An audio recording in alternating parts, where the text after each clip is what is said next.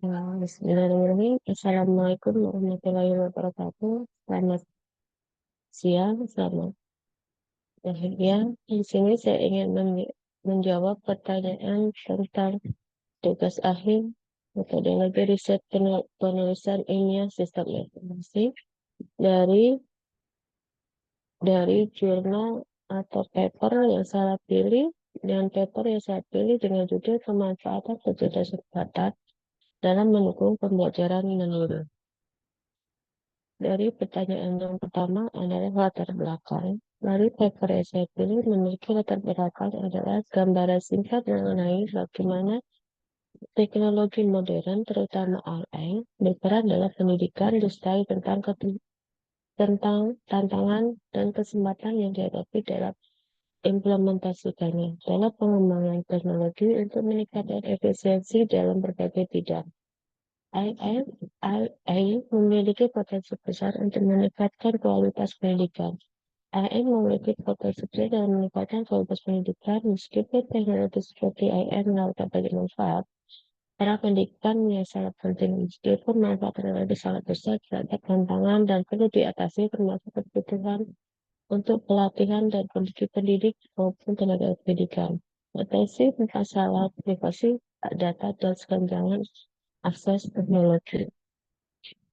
Permasalahan umum dan khusus ada dibedakan dengan menjadi umum dan khusus. Yang pertama adalah adaptasi teknologi dalam pendidikan, yaitu bagaimana teknologi AI dapat diintegrasikan secara efektif dalam sistem pendidikan yang sudah ada. Kedua, peran pendidik dalam era teknologi, yaitu misalkan bagaimana pendidik dapat beradaptasi dengan teknologi AI untuk mendukung pembelajaran mandiri tanpa merasa terancam atau tergantikan. Ketiga, kemandirian peserta didik. Apa saja tantangan dalam memastikan bahwa peserta didik benar-benar mandiri dalam pembelajaran serta menggunakan teknologi AI. Penerapan teknologi di berbagai tingkatan pendidikan, misalnya apakah teknologi AI ini dapat diterapkan secara merata di berbagai tingkatan, misalnya SD, SMP, SMA, atau perguruan tinggi. Secara khususnya, efisiensi dan kualitas aplikasi AI. Sejauh manakah aplikasi dan sistem berbasis AI seperti tutorial virtual atau pembelajaran adaptif dapat memberikan hasil yang akurat dan bermanfaat untuk pembelajaran mandiri. Privasi dan amalan data. Bagaimana teknologi AI mengelola data pribadi peserta didik dan apa saja langkah-langkah yang diambil untuk melindungi privasi mereka. Keterbatasan dan bias bisa AI. Apakah ada keterbatasan atau bisa dalam algoritma AI yang dapat mempengaruhi kualitas pembelajaran atau penilaian? Selanjutnya adalah tujuan atau outcomes atau capaian dengan metode dari jurnal, yaitu pertama ada peningkatan pembelajaran yang adaptif, yaitu menyediakan pembelajaran pendalaman yang disesuaikan dalam pembelajaran sehingga peserta didik dapat menerima materi yang sesuai dengan kemampuan. Meningkatkan kemandirian peserta didik, mendukung peserta didik dalam pembelajaran mandiri dan dapat mengelola dan mengatur pembelajaran. Fasilitas umpan balik peserta didik dapat mengevaluasi dalam memahami kemajuan teknologi. Research of the atau landasan metode-metode existing yang terkait dalam menyelesaikan masalah. Sehingga peserta didik dapat mengelola pemahaman pembelajaran yang lebih adaptif dan personal, meningkatkan pengetahuan mereka dalam pembelajaran secara mandiri dan secara keseluruhan meningkatkan efektivitas pembelajaran. Keunggulan metodologi yang diusulkan dalam paper untuk pembelajaran solving. Keunggulan metodologi yang mampu menawarkan solusi yang lebih baik untuk tantangan dalam pendidikan, mendukung pembelajaran mandiri dan meningkatkan kualitas pendidikan secara keseluruhan.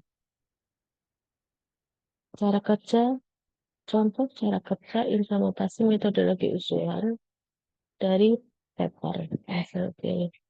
Yang pertama adalah virtual personal. Cara kerjanya untuk pengguna, analis kebutuhan, penyampaian materi. Yang kedua, sistem pembelajaran adaptif, ada input pengguna, penyesuaian konten, penyampaian materi. Yang ketiga, pembelajaran berbasis data, berbasis game, desain game, input pengguna, analisis perilaku. Hasil dari implementasi, contoh hasil implementasi metode usulan dan membentuk luaran sistem. Misalnya ada pembelajaran yang sudah kita terapkan, kemudian nilai rata-rata yang seperti menggunakan AI, nilai rata-rata setelah menggunakan representasi peningkatan dari kedua penggunaan dua sistem. Pembelajaran mandiri dari nilai 75 setelah menggunakan AI 85, jadi ada peningkatan 13,33%. Pembelajaran tatap muka rata-rata sebelum AI 80 setelah menggunakan AI 82.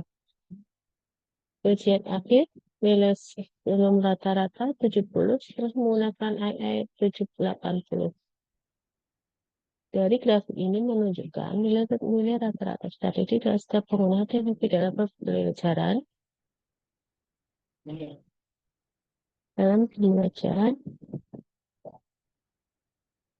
Lalu belajar ini dari penggunaan teknologi AI dalam pembelajaran mandiri terlihat bahwa ada peningkatan signifikan dalam belajar mandiri.